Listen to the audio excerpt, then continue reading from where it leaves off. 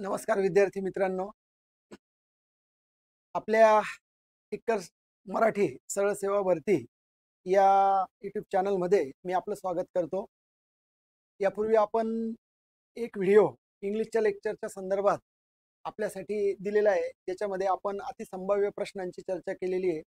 आता तोच ट्रेंड पुढे नेतोय आपण. आता अजून वेगळ्या 15 प्रश्नांसाठी आपण या ठिकाणी डिस्कशन करणार आहे. तर मी जितेंद्र अमृतकर आपल्यासाठी इंग्लिशच्या प्रश्नांचं मार्गदर्शन करण्यासाठी या ठिकाणी आलेलो आहे. आपल्या यूट्यूबला लाईव्ह लेक्चर्स पण लवकरच सुरुवात होते. दररोज रात्री 8 वाजता आपले इंग्लिशचं लाईव्ह लेक्चर असणार आहे, ज्याच्यामध्ये आपण वेगवेगळ्या टर्म्स, वेगवेगळ्या कन्सेप्ट्स, वेगवेगळे पार्ट्स या सगळ्या गोष्टींची चर्चा करणार आहे, जेणेकरून सरळ सेवेतर्फे ज्या काही आगामी परीक्षा आहेत, जसं की टीईटी आहे, तलाठी आहे, राज्य उत्पादन शुल्क विभागाकडनं ॲड येणार आहे, आरोग्य विभागाकडनं आहे, इतर आहे, वन विभाग वगैरे, तर जी पण सरळ सेवेची भरती येईल तर त्याच्याकरता अत्यावश्यक असं इंग्लिश आणि त्याच्याशी रिलेटेड PYQ किंवा अतिसंभाव्य प्रश्न आणि नंतर काही कन्सेप्ट, काही ट्रिक्स, अशा सगळ्या गोष्टींची आपण चर्चा या यूट्यूबच्या प्लॅटफॉर्मवर आपल्यासाठी करणार आहे. आपण यूट्यूब चॅनलला सबस्क्राईब करून घ्या. आपला ॲप आहे त्याला डाउनलोड करा.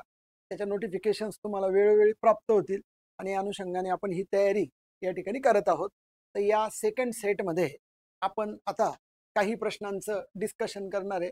त्याच्यातला पहिला प्रश्न बघा साधारणपणे काय विचारला आहे किंवा काय आपण त्या ठिकाणी घेतोय. तर पहिला प्रश्न जर पाहिला तर identify which part of the sentence has an error, असं विचारलंय का कोणत्या पार्टमध्ये या ठिकाणी एरर आहे, कोणत्या पार्टमध्ये एरर आहे. तर स्पॉट एररचा प्रश्न झाला. विचारताना तो ABCD असं पण विचारेल किंवा फॉर बघा हेवन्स सेक आणि मग याला ए म्हणेल किंवा एक म्हणेल जे असेल ते, आणि मग डू मी या पद्धतीने हे सगळं असं लिहिलं जाईल. म्हणजे थोडक्यामध्ये एक व्हर्टिकली लिहिण्याची पद्धत आहे आणि एक हॉरिझॉन्टली पण लिहिण्याची पद्धत आहे. तर या पद्धतीने असं आलं तर असे पार्ट ABCD पैकी किंवा 1 2 3 4 जो काही कोड असेल त्याला आपल्याला क्लिक करायचं आहे, किंवा MPSC तर्फे परीक्षा घेतली गेली तर गोल करायचं आहे. पण TCSच्या पॅटर्नने घेतली गेली तर मात्र नक्की या ठिकाणी तुम्हाला स्पॉट एरर असेल किंवा जम्बल्ड अप असेल, ज्या काही प्रश्न आपण या ठिकाणी घेतोय, किंवा त्यांचा लाडका एक टॉपिक असतो की त्या ठिकाणी एक वन वर्ड सबस्टिट्यूट त्या ठिकाणी विचारतात. तर मग अशा असंख्य प्रश्नांची तयारी आपण या ठिकाणी या निमित्ताने करणार आहे. वाक्य वाचून घ्यायचं पहिले बघा. For heaven's sake do me a favour and do not ask me why am I not coming. अच्छा, तर मग या ठिकाणी वाचलं आपल्याला तर लक्षात येईल काही तर प्रश्नचिन्ह दिलेलं आहे आणि सुरुवात फॉरने केलेली आहे. मग एखाद्या प्रश्नाची सुरुवात जर आपण पाहिलं तर WH वर्डने होऊ शकते, जसं इथे झालेली आहे व्हाय. पण जर या ठिकाणी आपल्याला प्रश्न असेल तर हे सुरुवातीलाच पाहिजे, इतक्या शेवटी असा नाही प्रश्न तयार होणार. म्हणजे एरर या ठिकाणी आहे.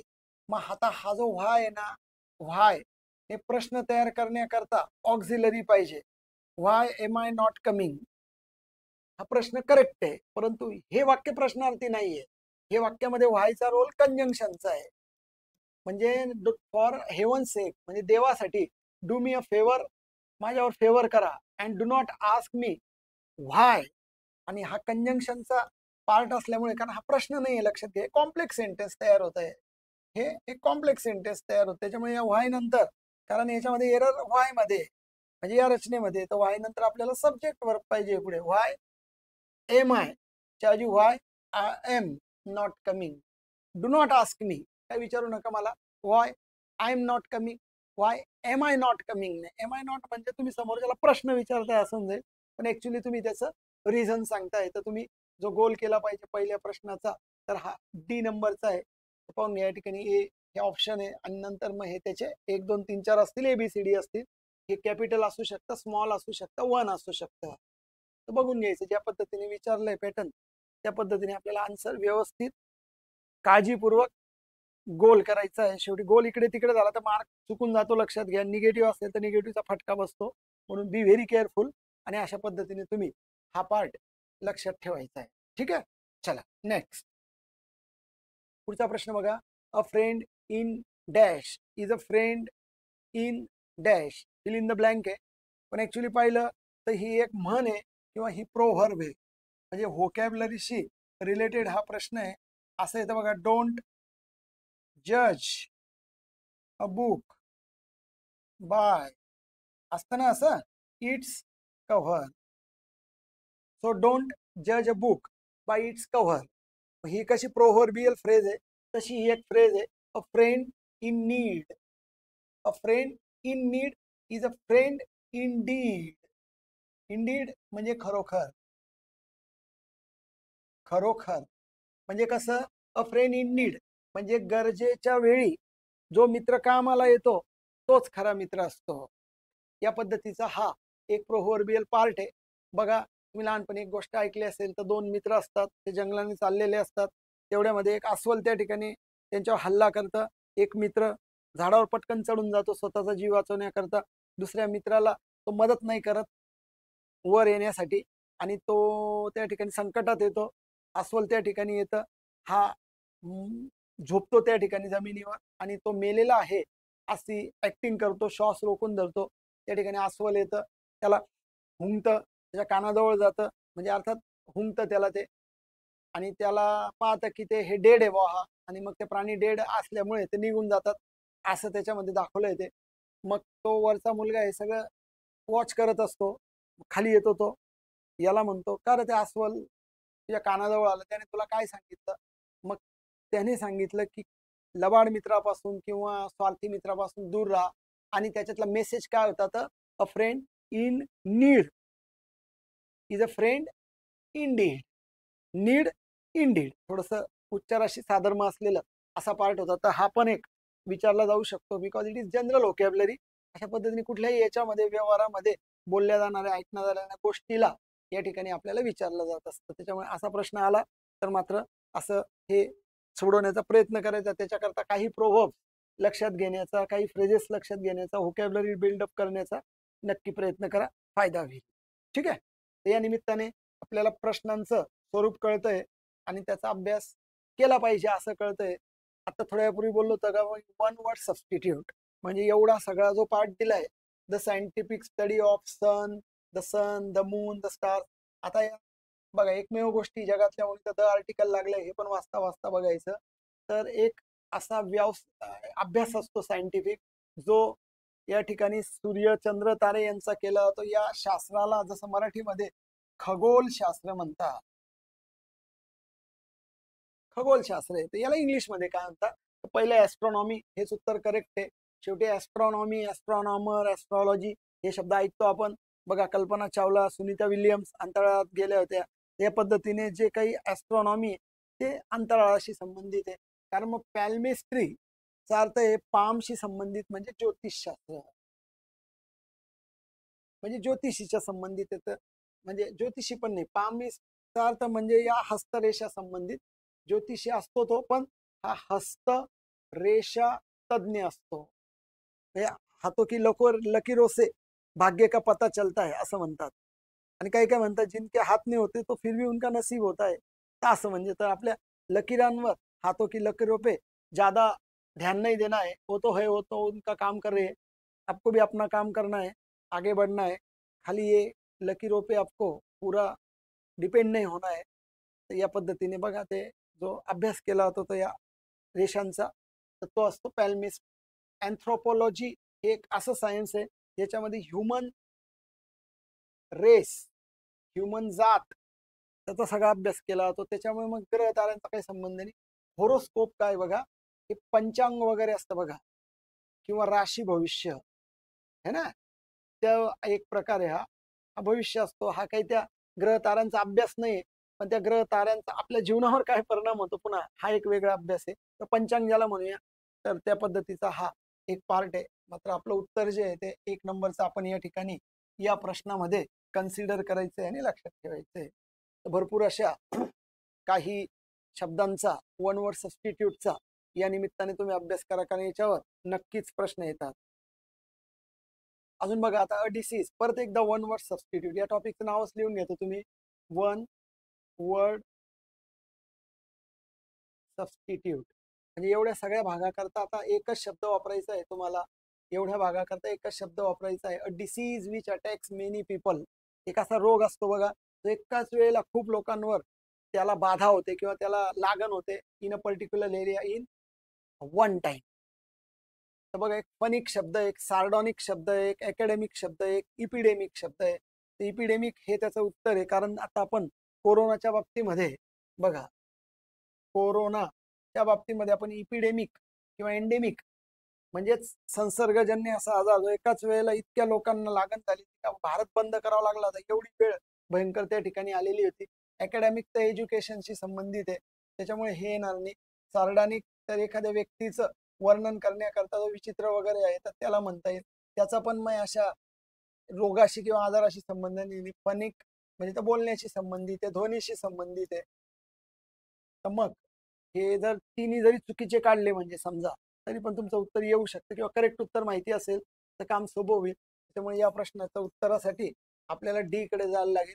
तर हा सब्जेक्ट फॉर एग्रीमेंट आपला हा जो प्रकार आहे हा वन वर्ड सबस्टिट्यूट याच्याशी संबंधित आहे.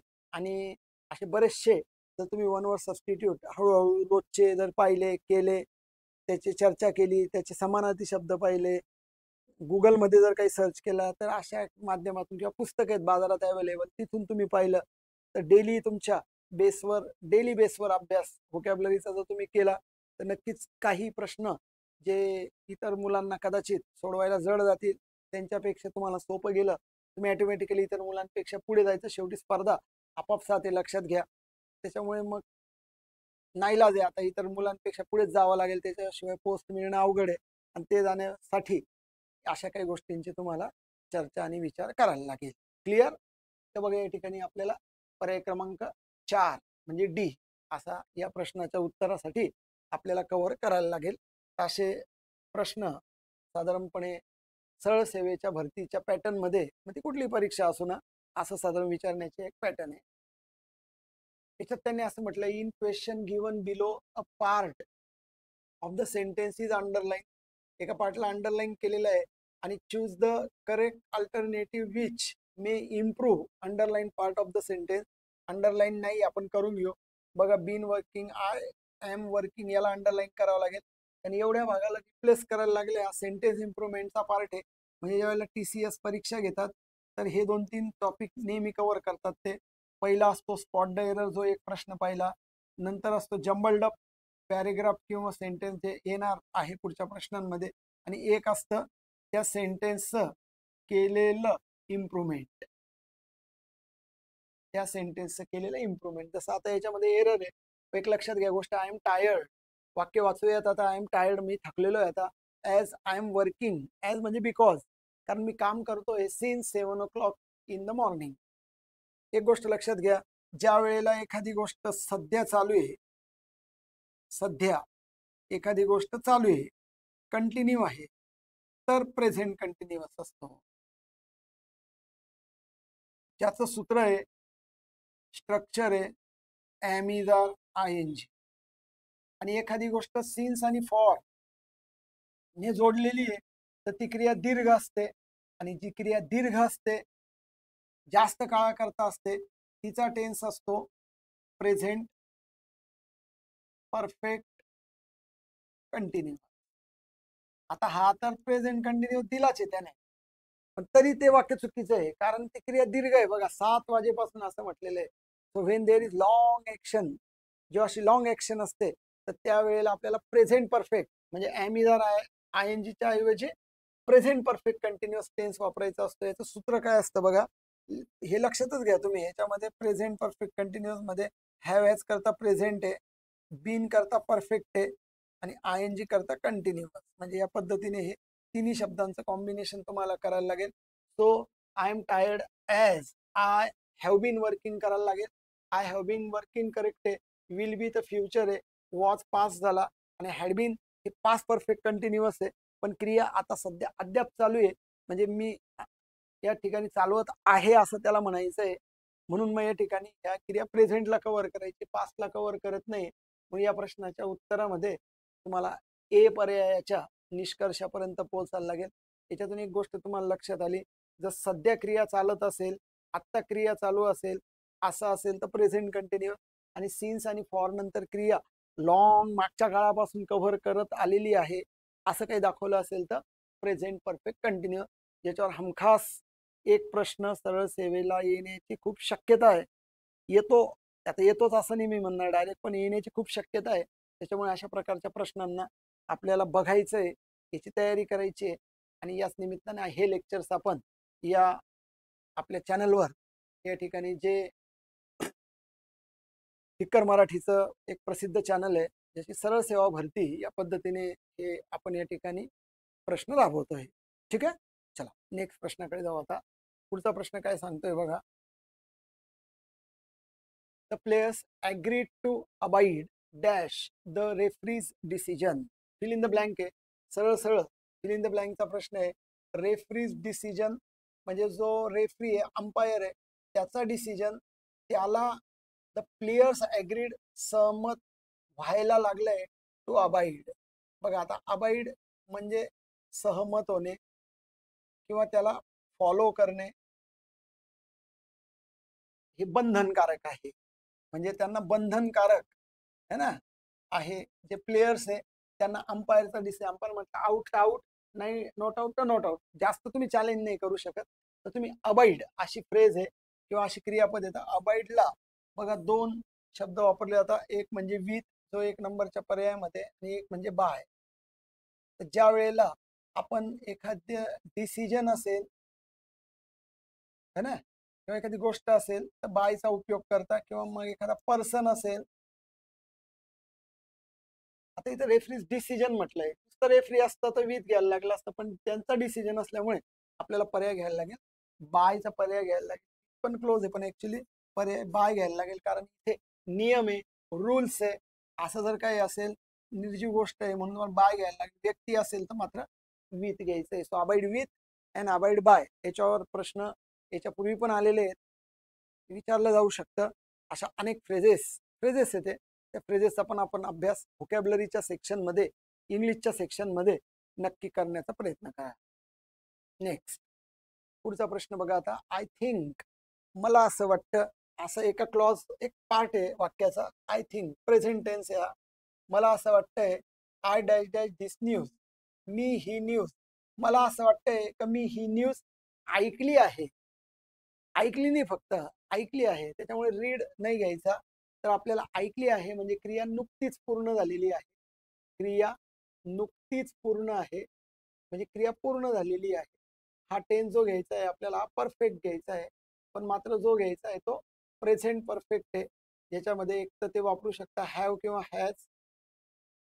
प्रेझेंट परफेक्ट आहे कारण लक्षात घ्या. आणि V3 हॅज कोणासाठी वापरायचा असतो तर ही शीट थर्ड पर्सन सिंग्युलर साठी. आय साठी तर मात्र मग हॅज नाही वापरता येणार, हॅव वापरावं लागेल. आणि V3 वापरायचा आहे. रीड, आता बघा रीड, रीड हा V1 म्हणून उच्चार आहे, रेड हा V2 म्हणून उच्चार आहे, आणि परत एकदा रेड हा V3 म्हणून उच्चार आहे. तर मग आपल्याला या ठिकाणी उच्चार रेड करावा लागेल, हॅव रेड, आणि हाच पर्याय घ्यायचा आपल्याला. हॅड रेड म्हणजे पास्ट परफेक्ट आहे, पण डायरेक्ट सिम्पल प्रेझेंटला तिथं थॉट असतं तर आपण काहीतरी विचार केला असता. बघा म्हणजे I thought I had red, म्हणजे थॉट पास्ट आहे, पण आय थिंक म्हणतोय तर मग प्रेझेंट परफेक्ट घ्यायला लागेल. आणि वुड रीड तर मग त्याचा काही संबंध बसत नाही. म्हणून या प्रश्नाच्या उत्तरासाठी आपल्याला बी नंबर कव्हर करायला लागेल. ह्या 10 सिक्वेन्स या टॉपिकच्या अंडर या प्रश्नाचा तुम्ही अभ्यास किंवा या प्रश्नाची माहिती गोळा करू शकता. 10 सिक्वेन्स आहे. So I think present, that is why present perfect. या पद्धतीचा लिंक किंवा कनेक्टिव्हिटी शोधण्याचा प्रयत्न करायचा. ठीक आहे, चलो नेक्स्ट पुढचा प्रश्न बघा. आता select the most appropriate option. ठीक आहे, आता याच्यामध्ये बघा डबल फिलर आणि टेन्स या दोन्ही टॉपिकशी संबंधित आहे. प्रश्नाचा जर पॅटर्न पाहिला तर हा डबल फिलर आहे. प्रश्न कोणत्या पॅटर्नने? Double filler. मागचा जो होता सिंगल फिलर होता, हा डबल फिलर आहे. म्हणजे सेंटेन्सचा स्ट्रक्चर. टॉपिकचं नाव पाहिलं कोणत्या संबंधित आहे, तर बघा तुम्हाला इथे वर्ब संबंधित आहे, टेन्सेस संबंधित आहे असं म्हणायला हरकत नाही. आता याच्यामध्ये करंटली शब्द आहे जो आपल्याला या ठिकाणी हायलाइट करतोय, म्हणजे म्हणतोय की माझ्याकडे बघा, आणि त्या ठिकाणी तुम्ही टेन्स आयडेंटिफाय करा. So I dash dash, I currently dash dash, I dash dash currently dash dash on a new project. Currently म्हणजे सध्या, सध्या. बघा या शब्दाने मदत होईल तुम्हाला. सध्या, हल्ली, आत्ता, या सगळ्या गोष्टींचा जो शब्दांचा जो रोख आहे हा प्रेझेंट कंटिन्युअस कडे असं तुमच्या पटकन लक्षात आलं का? बघा, जो या ठिकाणी प्रेझेंट कंटिन्युअस करायचा असेल तर त्याचं स्ट्रक्चर आहे, ॲमिदार पैकी एक शब्द घ्यायचा जो प्रेझेंटच्या कामाचा आहे आणि आय एन जी कंटिन्युअस करता घ्यायचा. सो प्रेझेंट कंटिन्युअस, आय साठी एम घ्यायचा आणि आय एन जी लावायचा आहे. तर एम तर पहिला वॉज आहे ना, कारण करंटली आहे, सध्या आहे आणि हे पास्ट कव्हर करता येतं नाही चालणार. इज आणि वर्क हे पॅसिवाईज झालं आणि तसं वाक्य चुकीचा अर्थ देईल. आणि एम आणि वर्क्स असं कधीच येणार नाही कारण हा पण प्रेझेंट आहे सिंपल आणि हा पण एम प्रेझेंट आहे, तर वेगळंच काहीतरी चुकीचं झालेलं आहे. So I am currently working, I am presently working, अशा पद्धतीचा हल्ली सध्या प्रेझेंट कंटिन्युअस आहे. सरळ सरळ पाहिल्याबरोबर काही वेळेला तुम्हाला लक्षात येईल, काही वेळेला तुम्हाला नियम अप्लाय करायला लागतील, काही वेळेला तुम्हाला कॉमन सेन्सचा यूज करायला लागेल, काही वेळेला आत्मविश्वासाचा यूज करावा लागेल. या सगळ्या गोष्टी सोबत घेऊन जायच्या आहे. आत्मविश्वास पण या निमित्ताने तुमचा वाढेल. जसे जसे आपण PYQ घेत जाऊ, जसे आपण अतिसंभाव्य प्रश्नांचा अभ्यास करत जाऊ, परीक्षेच्या अप्रोचकडे, परीक्षेच्या पॅटर्नकडे या ठिकाणी तुम्हाला या ठिकाणी नेलं जाईल किंवा ऑटोमॅटिकली तुम्ही जाल असं तुम्हाला लक्षात येईल. सर याचा अभ्यास करायचा असेल तर एखादी बॅच वगैरे आपण काही घेणार आहे का आपल्या या टिकर मराठीच्या चॅनलवर किंवा ॲपवर? हो नक्कीच घेणार आहे, लवकरच त्याची घोषणा होईल. थोडी वाट बघा, तोपर्यंत अभ्यास करत राहा. आपल्या मित्रांना या चॅनलबद्दलचं सजेस्ट करा आणि हे लेक्चर्स अटेंड करून लाईव्ह लेक्चर्सला पहिले या आणि मग आपण बॅचचा विचार करूया. नक्कीच घेणार आहे आपण. मोठी जम्बो भरती येणार आहे, लवकरच येईल. ती कधी येईल एक्झॅक्ट तारीख नाही पण लवकरच येणार आहे. आणि मात्र तुम्ही त्याची वाट नका बघू, त्याच्या पहिलेच तुम्ही अभ्यास करून तयार राहा म्हणजे जेणेकरून तुम्हाला सोपं जाईल. पुढचा पार्ट पाहिला तर in the given sentence which of the following option is the correct one word substitute. बघा 2-3 आपण वन वर्ड सबस्टिट्यूट याच्याकरता घेतले, याच्यात मुद्दाम टाकले, तर तुम्ही त्याचं महत्व समजून घ्यावं, सिरियसनेस समजून घ्यावा आणि अभ्यासाला लागावं.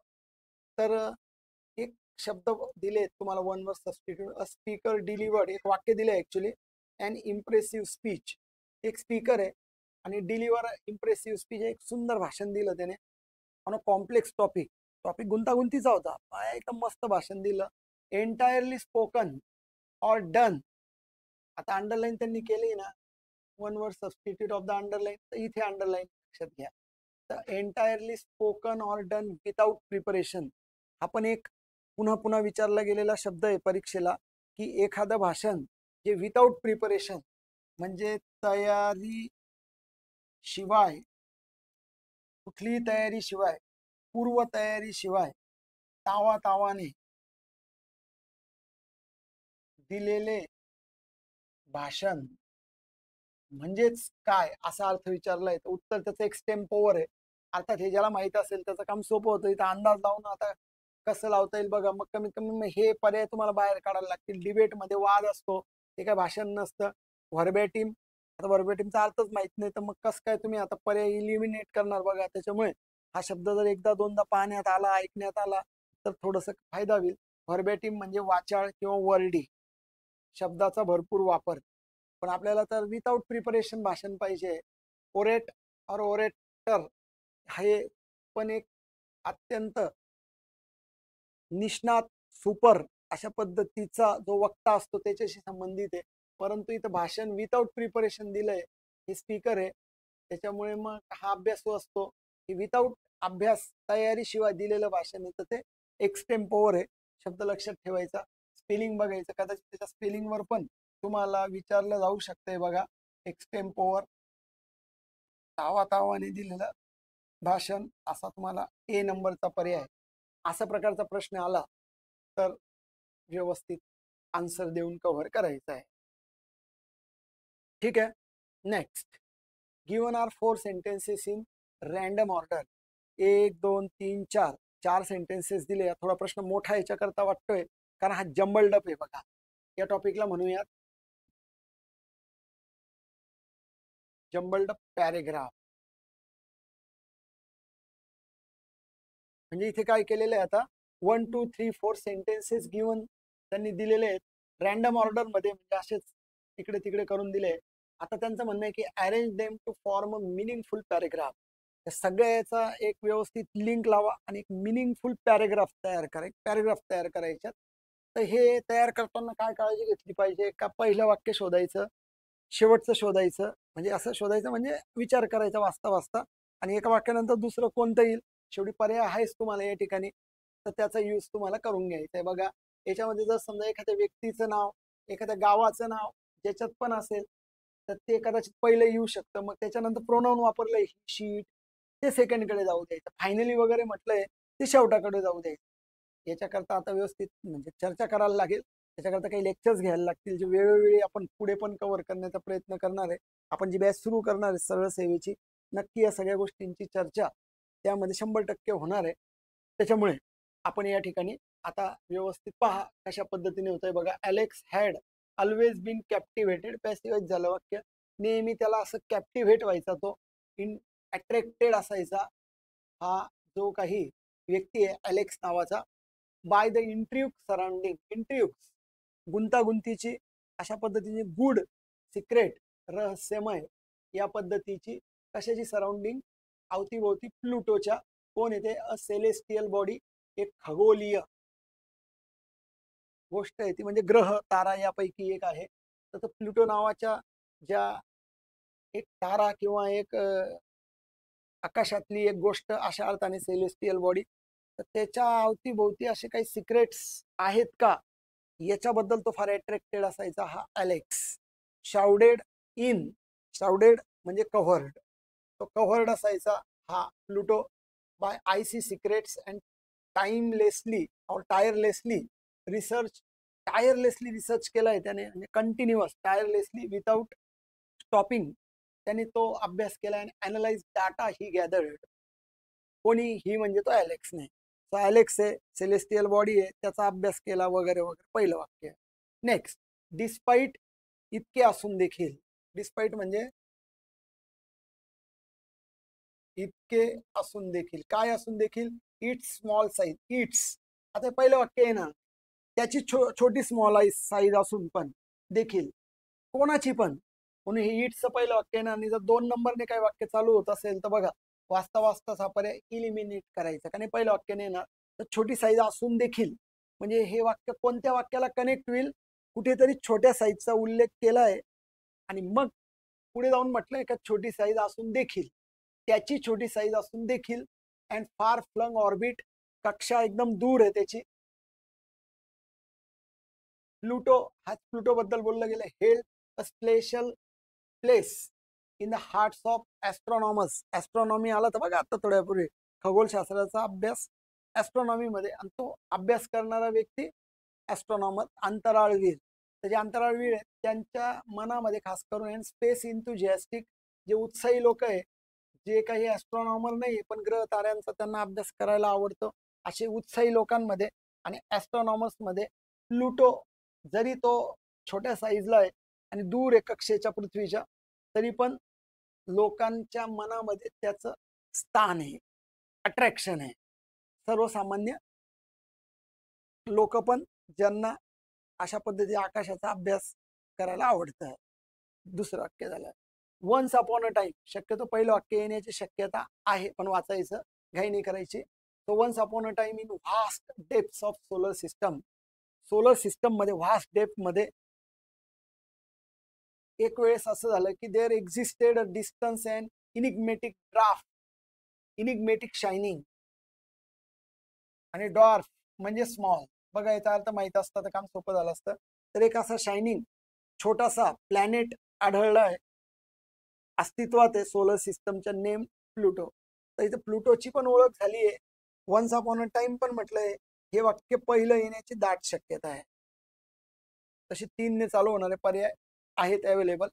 अजून पाहूया, in a bustling observatory, observatory म्हणजे प्रयोगशाळा, जिथे हा व्यक्ती प्रयोगशाळेमध्ये, कदाचित अलेक्स असेल, त्या प्रयोगशाळेत तो काम करतोय, ते नेसल्ड आहे, वसलेलं आहे. कुठे वसलेलं आहे ते, अटॉप, वरच्या बाजूला हिल, टेकडीवर a young astronomer name Alex. बघा, एक तरुण ॲस्ट्रॉनॉमर ॲलेक्स नावाचा आहे. हे वाक्य 4 नंबरचं 1 नंबरच्या पहिले येईल, लक्षात घ्या. कारण त्याच्यानंतर ॲलेक्स ऑलवेज बीन कॅप्टिवेटेड आहे. इथं त्याची ओळख करून दिलेली आहे. म्हणजे 100% तुम्हाला 4 नंबर नंतर 1 नंबरचं वाक्य आलंच पाहिजे. असा जर पर्याय पाहिजे तर 4 नंतर 1 आहे, हे 4 नंतर 2 आहे, हे येणार नाही. 4 नंतर 3 आहे, 1 किती शेवटी बघा, हे पण येणार नाही. उत्तर येऊन गेलंय तुमचं, पहिलं उत्तर आहे. तर त्या उत्तरात कसं पोहोचायचं बघा. आता 3 नंबरचा पहिले वन्स अपॉन अ टाइम वगैरे एक स्मॉल साईज मध्ये असलेला एक प्लुटो नावाचा ग्रह आढळून आला. त्याच्यानंतर 2 नंबरचं वाक्य घ्यायचं, जरी त्याची स्मॉल साईज आहे बघा, आढळून आला जरी त्याची स्मॉल साईज आहे, तरी पण इतर लोकांमध्ये आणि ॲस्ट्रॉनॉमरच्या मनामध्ये इंटरेस्टेड स्थान या ग्रह ताऱ्याबद्दल आहे किंवा ग्रहाबद्दल आहे. आणि हे झालं. मग ॲलेक्स नावाचा एक व्यक्ती त्याच्या ऑब्झर्वेटरीमध्ये काम करत होता. आणि मग 4 नंतर 1 नंबरचं वाक्य येईल. हा कोड करेक्ट आहे. एवढा विचार करायचा का सर? बापरे, तर किती 2-3 प्रश्न आहेत. 2 प्रश्न कमीत कमी येऊ शकता. असेल जर तुम्ही असं सोडून दिलं तर तुमचे मार्क्स चालले जातील. सोडायचं नाही, आपल्याला तयारी करायची. प्रत्येक वेळेला असंच येईल का असं नाही, काही पण येऊ शकतं. त्याच्यामध्ये लिंक बघण्याचा प्रयत्न करायचा आणि याचा सराव तुम्ही जेवढा जास्त कराल तेवढा तुम्हाला जास्त फायदा होईल. म्हणून असे प्रश्न आपल्या पाहण्यामध्ये, वाचण्यामध्ये, त्याचा अर्थ लावण्यामध्ये आपण त्या ठिकाणी वेळ दिला पाहिजे. नाहीतर मग प्रश्न अवघड होऊन जातील आपल्यासाठी आणि मग थोड्या मार्काकरता राहिलं असं जर काही झालं तर त्याला हा तुमचा निग्लिजन्स, तुम्ही दुर्लक्ष केलं समजा, तर ती गोष्ट त्याला जबाबदार होईल. पण काही कोणत्या गोष्टीकडे दुर्लक्ष करू नका. प्रत्येक गोष्टीला जास्तीत जास्त आपण सोडवण्याचा प्रयत्न कराच. ठीक आहे, चला नेक्स्ट पुढे पाहता. Teacher should interview students. Fill in the blank आहे सूचना. स्पेलिंग म्हणतायत, ओके, स्पेलिंगशी रिलेटेड आहे. एक स्पेलिंगशी रिलेटेड प्रश्न नेहमी या ठिकाणी येतो ज्यावेळेला TCS IBBS पॅटर्नने परीक्षा घेतात किंवा MPSC पण घेते. स्पेलिंगवर 100% येतात. एक वाक्य देऊन आपल्याला अकॅडमिकचं, मग तुम्ही म्हणा हे नाही वाचत सर, आम्ही डायरेक्ट असं वाचतो वेळ वाचवण्यासाठी, तरी चालेल. पण वाचून घ्या ना, काय एवढा जास्त वेळ लागणार नाही. बघा, टीचर्स शुड इंटरव्ह्यू स्टुडंट्स. टीचरने इंटरव्ह्यू घ्यायला पाहिजे विद्यार्थ्यांचा हू आरंट अकॅडमिकली एंगेज, असं म्हणणं आहे त्यांचं, जे अकॅडमिकली एंगेज नाही आहेत, or displaying pro social behaviour to learn how to manage them. सरळ सरळ लगेच प्रश्नाकडे वळायचं. अकॅडमीकडे बघा, ACA, हा डबल सी नकोय, हा डबल सी नकोय. असं पाहिल्यावर फॉन्ट लक्षात येतं, यार याच्यामध्ये अक्षर कमी जास्त दिसत आहे. नंतर ACADEMICALLY हे बरोबर दिसतंय. हे का बरं चुकलं? ACADEMICA हा एकच LY घेतलाय. तर जेव्हा आपण असं LY असलेला प्रत्यय येईल आणि त्याच्या अगोदर यल असेल एक, तर डबल यल होऊन जाईल तो, है ना. नेशन, नॅशनली, डबल यल होईल, लक्षात घ्या, है ना. एक यल आला शेवटी आणि अजून यल लावायचा असेल तर हा डबल. एज्युकेशन शब्द, तर एज्युकेशनल शब्द आहे समजा. मग एज्युकेशनल यल तर घ्यावाच लागेल ना शेवटी. मग या ठिकाणी एकच यल दिलाय, त्याच्यामुळे हे बऱ्याच चुकीचं ठरेल. अशा प्रश्नाच्या तुम्हाला उत्तरासाठी B नंबरकडे जायला लागेल. स्पेलिंगच्या संबंधामध्ये एक महत्वाचा प्रकार समजला जाईल. Which of the following sentence has use the correct punctuation. Punctuation mark कोणत्या वाक्यात करेक्ट आहे? तर हे वाक्य असं पाहिल्याबरोबर डायरेक्ट स्पीचचं वाक्य वाटतंय किंवा डायरेक्ट स्पीचचं वाक्य आहे, काही प्रॉब्लेम नाही. तर बघा, व्हेअर वॉज गीता गोईंग, प्रश्नचिन्ह दिलंय, आस्क्ड नीता, फुल स्टॉप आहे. हे वाक्य बरोबर वाटतंय. हे का बरं चुकलं? वेअर वॉज गीता गोईंग, इथं प्रश्नचिन्ह नाही, डायरेक्ट आस्क्ड नीताला प्रश्नचिन्ह दिलंय म्हणून गेलं. इथे द्विरावतरण चिन्ह नाही, इथे द्विरावतरण चिन्ह नाही, गेले सगळे पर्याय. 1 नंबरचा पर्याय पंक्च्युएशनशी संबंधित म्हणजे विराम चिन्ह. पंक्च्युएशनला काय म्हटलं जाईल? विराम चिन्हे या टॉपिकशी संबंधित आहे, ज्याच्यावर एक प्रश्न सरळ सेवेच्या भरतीमध्ये नेहमी आढळतो. त्याचे काही 7-8 रूल आहे, ते जर लक्षात घेऊन घेतलं तर मग पंक्च्युएशनवर कुठलाही प्रश्न आला एवढ्या प्रॅक्टिसमध्ये तर आपण बरेचसे वाक्य घेऊन टाकू विरामचिन्हाच्या संबंधितले.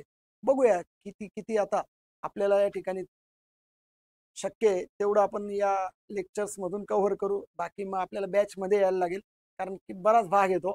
तर बघूयात, आपण करू जास्तीत जास्त cover.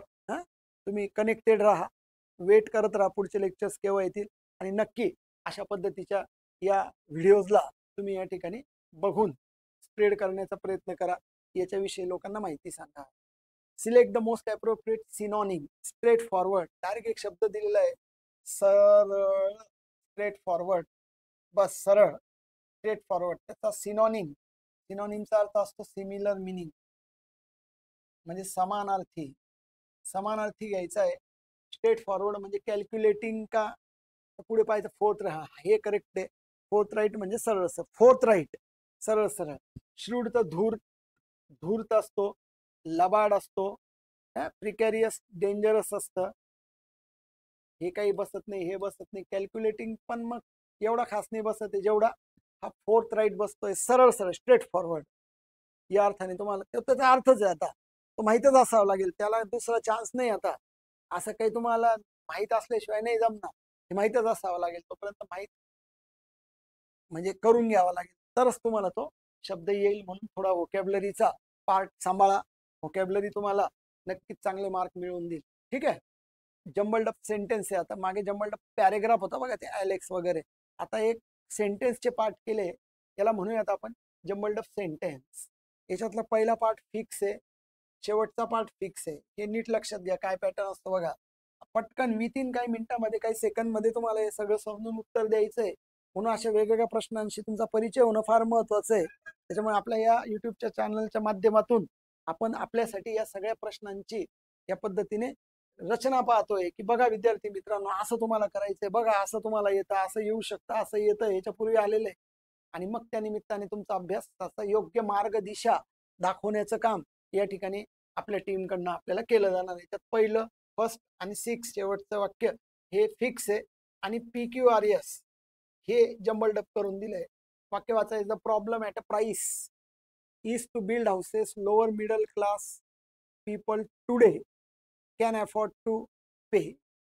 Can afford to pay, त्यांना अफोर्ड होणार आहे का पे करायला, हे शेवटचं वाक्य संपलं इथं वाक्य. So the problem at a price, कशी सुरुवात करणार बघा, पर्याय बघा, QSPR ने सगळ्यांनी सुरू होणार दिले. So the problem is to build houses असं येऊ शकतं, किंवा the problem today is to build houses. तर बिल्ड हाऊसेस, घरं बांधायचे, कनेक्टेड वाक्य पाहण्याचा प्रयत्न करा. इज टू बिल्ड हाऊसेस जर सुरुवातीचं वाक्य मिळत नाही, तर कोणत्या नंतर कोणतं वाक्य येईल ते बघा. Is to build houses at a price lower middle class people can afford. बघा, आर नंतर 6 नंबरचं म्हणजे शेवटचं वाक्य आर येण्याची दाट शक्यता आहे. हे दोन चुकीचे करून टाका. आता बघा, द प्रॉब्लेम आर झाला ना शेवटचं, lower middle class people can afford. So the problem is to build जर घेतलं तर क्यू ने वाक्य चालू होईल, पण इथं क्यू नाहीच आहे आता. म्हणून द प्रॉब्लेम टुडे, कारण यस ने वाक्य चालू होऊ शकतंय. आणि द प्रॉब्लेम पी ने चालू केलं, ॲट अ प्राइस ने येणार. मग तुम्हाला बी कडे वळून कसं वाक्य येईल बघा. आता द प्रॉब्लेम नंतर यस घ्यायचं आहे, म्हणजे yes, the problem today, yes नंतर क्यू घ्यायचा आहे. The problem today is to build houses, नंतर मग पी कडे वळायचं आहे. So the problem today is to build houses at a price lower middle class people can afford to pay. हा क्रम जो आहे हा योग्य आहे. या क्रमपर्यंत पोहोचण्यासाठी आपल्याला बी कडे जायला लागेल. SQPR हा योग्य क्रम आहे. आणि या पद्धतीने तुम्ही बघा, जम्बल्ड ऑफ सेंटेन्स आणि जम्बल्ड ऑफ पॅरेग्राफ दोन वेगवेगळ्या गोष्टी आहे. दोन्ही या निमित्ताने आपण एकाच लेक्चरमध्ये आपल्यासाठी दाखवण्याचा प्रयत्न केला आहे. क्वेश्चन टॅगशी रिलेटेड शेवटचा प्रश्न आहे हा.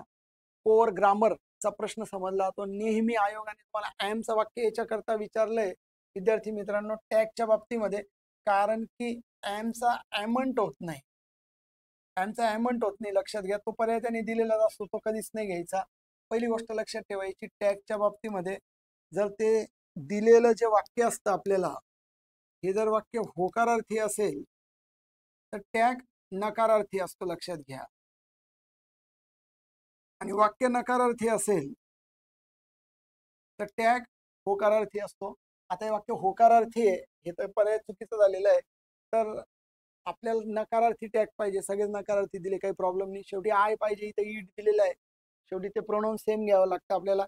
मग ॲमचं होतं काय, जर ॲमंट नाही होत तर ॲमचं इंग्रज लोक इंग्रजी भाषेमध्ये आरंट करता, लक्षात घ्या. का करता, आता तर ते झालेलं आहे. रॅन्डमली असं काही शब्दांच्या बाबतीत होतं. मात्र इजचं इजंट विल, आरचं आरंट विल, कॅनचं कांट विल, शूडचं शुडंट विल, त्याला काहीच बदल नाही. हा एकटा वेगळा आहे फक्त, आणि तो वेगळा आहे म्हणून तो परीक्षेच्या दृष्टीने महत्वाचा आहे, लाडका आहे, इम्पॉर्टंट आहे, येऊ शकतं त्याच्यावर. सो एमचा आरंट करायचं आपल्याला, म्हणून पर्याय क्रमांक सी कडे जायला लागेल या प्रश्नासाठी. तर बघा, कधी पण लक्षात घ्या की एम आला तर तुम्हाला आरंट उत्तर डोक्यामध्ये ठेवायचं आहे. अत्यंत महत्वाचा पार्ट आहे, व्हेरी व्हेरी इम्पॉर्टंट. याच्यामधला हा प्रश्न आपण या ठिकाणी या निमित्ताने डिस्कस केलेला आहे. ठीक आहे. तर बघा विद्यार्थी मित्रांनो, या पद्धतीने या सेकंड पार्ट मध्ये आपण 15 प्रश्न डिस्कस केलेले. नक्कीच या गोष्टीचा तुम्हाला योग्य मार्गदर्शन, योग्य दिशा मिळण्यासाठी उपयोग होईल. सगळ्यात पार्टवर आपण ग्रामरच्या, व्होकॅब्युलरीच्या, सेंटेन्स स्ट्रक्चरच्या, IBBS पॅटर्न प्रमाणे काय काय येईल या सगळ्या गोष्टींना आपण या ठिकाणी डिस्कस करतोय. आणि काही शेवटचं लेक्चर नाहीये, त्याच्यानंतर पुन्हा अजून लेक्चर्स या ठिकाणी अवेलेबल तुम्हाला होणार आहे. काय काम करायचं आहे तुम्हाला, फक्त आपल्या टिक्कर मराठी सरळ सेवा भरती चॅनलला टिक करा, म्हणजेच सबस्क्राईब करा, चॅनलला बेल आयकॉन दाबा, जेणेकरून पुढच्या व्हिडिओजची नोटिफिकेशन तुम्हाला प्राप्त होईल. आपल्या मित्रांमध्ये या गोष्टीबद्दलचं सांगा, पसरवा. आणि काही लाईव्ह लेक्चर्स आता पुढे लवकरच चालू होत आहे. रात्री 8 वाजताची वेळ लक्षात ठेवा. इंग्लिशसाठी वेगवेगळ्या विषयांचे पण लेक्चर आहे, 100% ते देखील तुम्हाला नोटिफिकेशन तुम्हाला चॅनलवर मिळेल. म्हणून बी कनेक्टेड. पुढच्या लेक्चरसाठी नक्कीच भेटू. थांबू आता. थँक्यू.